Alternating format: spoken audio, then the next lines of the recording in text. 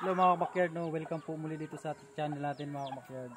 So yung ating machine kilso mga kabakyard na binalik natin sa ama, papuro natin sa ama mga kabakyard, ay may sisiw na ngayon mga kabakyard, no?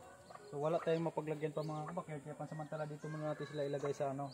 Sasamahan natin yung inahin mga kabakyard, kasama natin. Ayusin lang natin dito.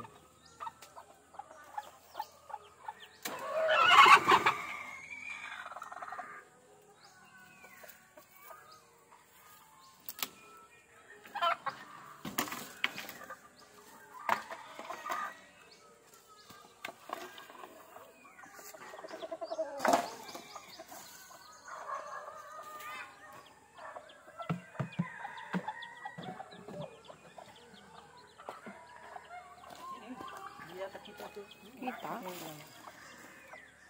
Yeah, tilagay mga kabakyard, oh. So, ano naman natin ito? Buhangin.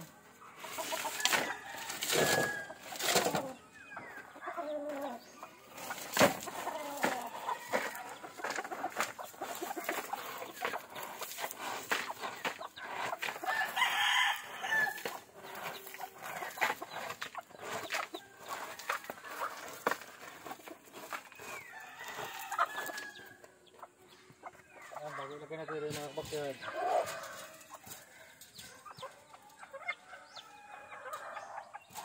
Lubak dyan, ha? Yan. So, pansamantala mga kabakyard, dito natin ilalagay yung ating mga sisiw na bagong kapisa. So dito sa loob. Yan. So yun mga kabakyard, oh, yung ating battered cross na machine kilso na cross sa Boston Roundhead. Binalik lang natin sa tatay niya mga kabakyard na roundhead. So meron na siyang mga pasisiw. Lagyan lang natin sa dito. Yan. Bago yung mga sisiw mga kabakyard, dito lang natin lagay. Walang wadak. Walang mapaglagyan eh. Yun, gaganda mga kabakyard, oh.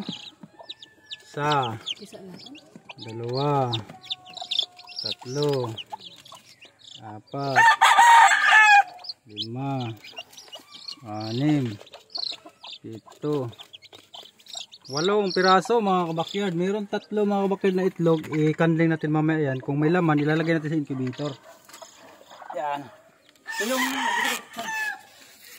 yung akin pala mga kabakyard na high action, yan, no, yung leper hats natin na galing kay Boss Jack Amano, naglimlim na rin siya mga kabakyard.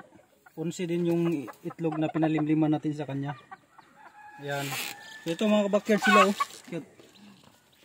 Ayan. Ito natin nilalagay.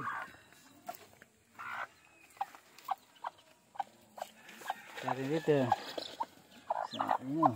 Yan, yung mga diretso sa lupa agad sila mga kabakyard. Kasama naman yung inahin nila. Ayan, bago bibigyan natin yan ng tapay namin natin mga kabakyard ng ng tubig na may asukal. Titimpla tayo mamaya. Yan, magtimpla muna doon sa baso na tubig na may asukal.